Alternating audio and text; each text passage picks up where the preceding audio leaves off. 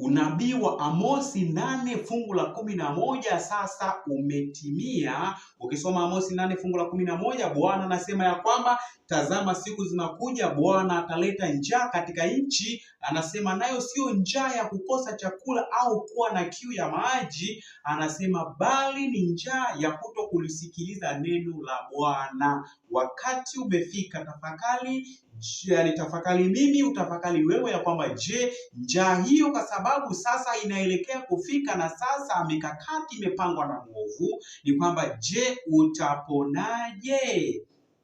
Sikiliza hii. Biblia sasa yaenda kufutwa. Ni mambo gani ambayo yale ambayo umeyaweka ndani ya moyo wako yatakayokusaidia katika wakati wa taabu? Leo ngoja nikuache na haya machache ili utakapoyasikiliza basi yaweze kukusaidia na kutafakarisha ya kwamba je, mimi hapa nilipo nimejipanga vipi? Sikiliza hii na Bwana atakusaidia sana. Mungu akusaidie sana. Sikiliza hii, alafu baada ya hapo sasa utaendelea kusikiliza kipindi hiki cha Matata TV ili uendelee kupata habari nyingi zaidi juu ya kweli ya neno la Mungu. Ela unabii wa Amosi 8:11 sasa umefika.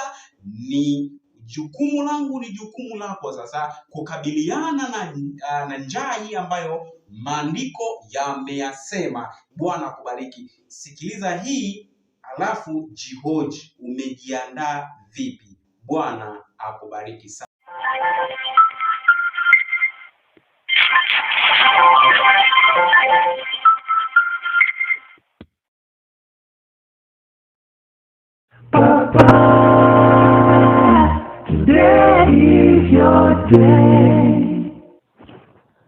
Uhali gani ndugu mtazamaji wa Bahame Senior TV. Karibu tena kwa wakati mwingine tuweze kupitia habari inayosema kwamba kufutwa kwa Biblia takatifu na Papa Francis.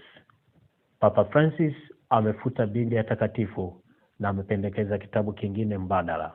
Papa Francis leo ameushangaza ulimwengu kwa kutangaza kwamba Biblia ni kitabu kilichopitwa na wakati na kwamba kinahitaji mabadiliko makubwa. Kwa hiyo imefutwa rasmi, na umeitishwa mkutano wa wakuu duniani wa kanisa ambapo watajadili na kuamua kitabu kitakachokuwa mbadala wa Biblia takatifu. Jina la kitabu na maudhui yake, tayari kuna majina yameanza kupata nguvu kama vile Biblia mwaka 2000, Biblia 2000 na kadhalika. Akitangaza tamko hili amenukuliwa akisema, hatuwezi kuendelea kuwahubiria umma wa wanadamu katika ulimwengu wa kisasa kwa kutumia kitabu ama Biblia ambacho kina umri wa miaka maelfu.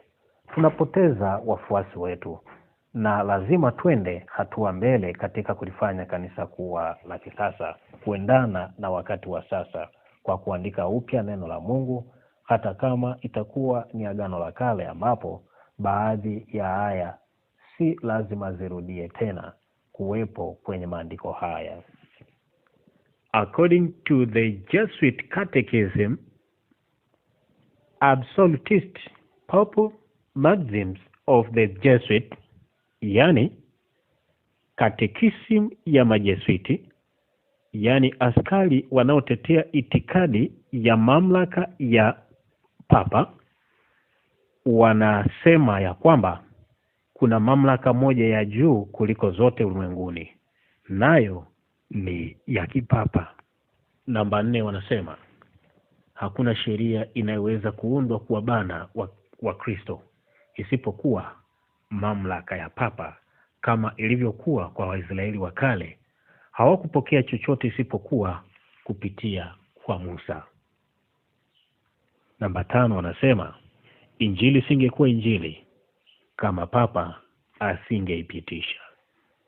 Namba 8 wanasema kama Kristo akiamrisha kitu kimoja na Papa akaamrisha kitu kingine, Papa anapaswa kutiiwa badala ya Yesu Kristo. Namba 9 wanasema nyaraka za maamuzi ya Papa zinapaswa kupokelewa na kuheshimiwa kama neno halisi la Mungu.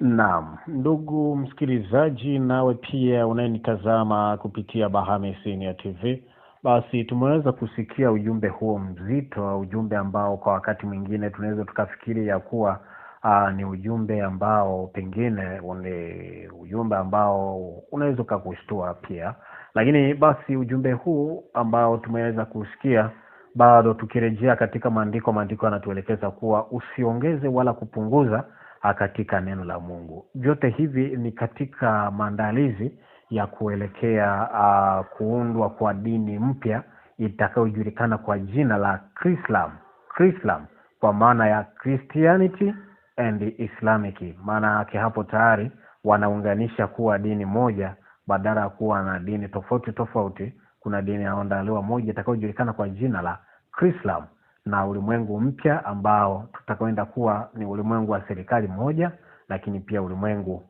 wa dini moja. Kwa hiyo dini itajulikana kwa jina la Chrislam. Basi barikiwa sana, uwe na wakati mwema, tukutane tena wakati mwingine. Mungu akubariki.